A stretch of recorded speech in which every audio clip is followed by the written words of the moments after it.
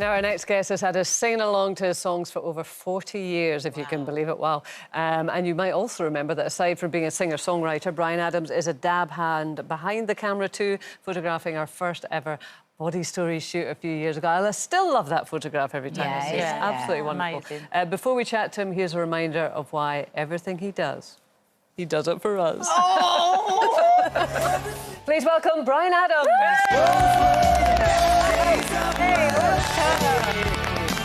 Hi, Bryan. Oh, so nice to see you. And hear all those great I know. Remember the last time we saw you? I do. We had nothing on, did we? Yeah, we had some things on, yeah. She had her Primark knickers on, I had my swimming costume on. Yeah, thanks for the reminder. I really missed out. You really did. And next time we do it, we'd be very happy to have you on. Oh, wow. Are we going to do it again? Are we going to do it again? We should do it again, shouldn't we? Come to your ass again. Yeah, come on. We'll go to the pub again like we did before. On. But I tell you what, you really changed, particularly Nadia's life, in terms of her attitude towards her body. And personally, I will never forgive you for it because she's never out of her scanties, which she didn't before. No, it really was. I mean, you might find that funny. It was life-changing. I was so intimidated being in your house with all those people. I thought, the first time I'm going to stand in front of a man in my bra and pants is in front of a rock god with don't no forget, lighting. one of the things that we agreed beforehand was there would be no retouching. No. So that was the good thing. And so we had to find the right light for you. Yeah. Well, it wasn't really... We had Betsy Power Station, for everybody. Yeah. It wasn't even really about the retouching or the makeup. It was about that vulnerability. And though it was a very intimidating situation, I don't know why, I really love that photograph. I actually love it, and I was so nervous about it because it was just an honest photograph. I mean, you know, it's just there. Yeah, you're just a woman and you're just standing there, and actually... That very famous photograph of yours with the Queen has that same thing, doesn't it? She's just sat with her welly boots. Yeah. Well, that's my style. No, but what I wanted to ask you, do you think about that, or would you just snap it? Yeah, no, I think it should be natural, and both of those photographs, they were just natural. You were being yourself, and Her Majesty was being herself. You know? Me and the Queen. Yeah, that's it. But listen, music is still very much your first passion, isn't it? And you've got a new album out, and I love the fact that this is feel-good songs. Thank you, yeah. I mean, that was kind of what I had to do when I couldn't go on tour, was just dig into my pockets and find all the bits of paper with all my, you know, lyric ideas and stuff, and just put them into songs. And so recorded about 30 songs and narrowed it down to 12.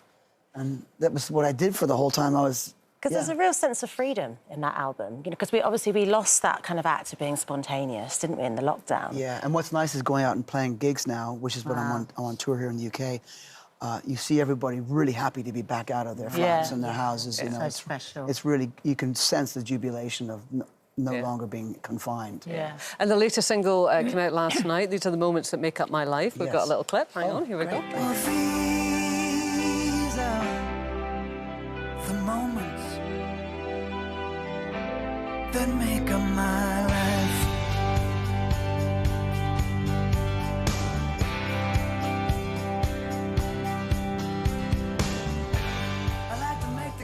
I love that. You just have such a sound that really sort of reaches into people, don't you?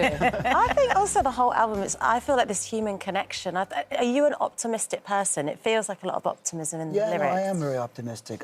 In fact, one of the things about writing songs for me is I try to not have negatives in songs because we already have enough of that everywhere else. So, you know, I think music has a responsibility to lift your spirit. Yeah. You know, there was a review on this recent album. I think it was either Independent or The Telegraph, and they said, "Well, wrong time to put a positive record out, Bryan." And I thought, no, well, it's the right time. No, it's the right time to put out a positive.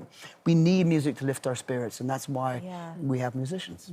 Has it become easy for you, you know, making music? I mean, you've been doing it for such a long time with such success. Well, I love what I do.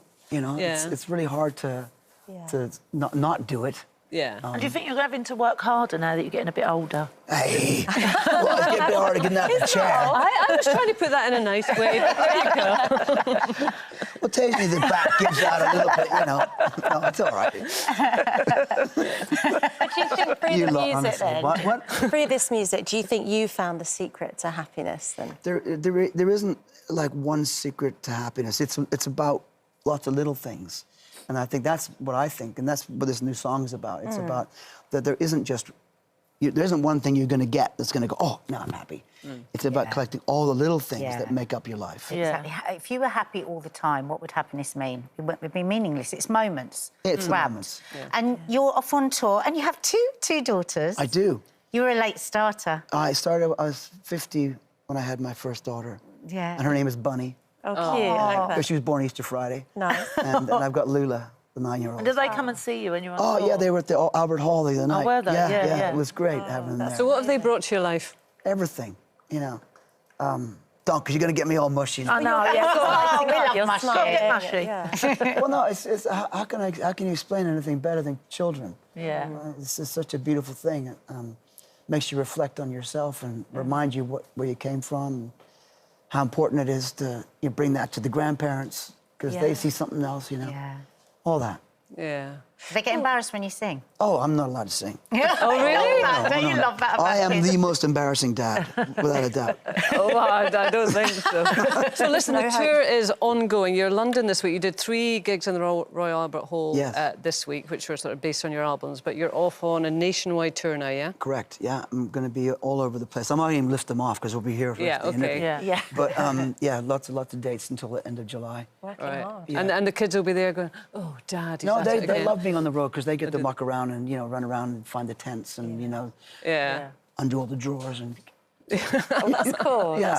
Oh, that kind It's that like caravanning life, isn't it? Yeah, That yeah. gypsy- I mean, what could be I don't better think for it's a kid? caravan. I'm pretty sure it's a caravan. Well, actually, sometimes it is a caravan, yeah. A posh caravan. When it's a festival, it's a caravan. Yeah. It's okay, and then everything gets unraveled and it's fun. Yeah. Nice. No, it makes a difference having kids on tour. It's really... I'd have them there all the time. It went for school. Yeah. Making memories. Yeah.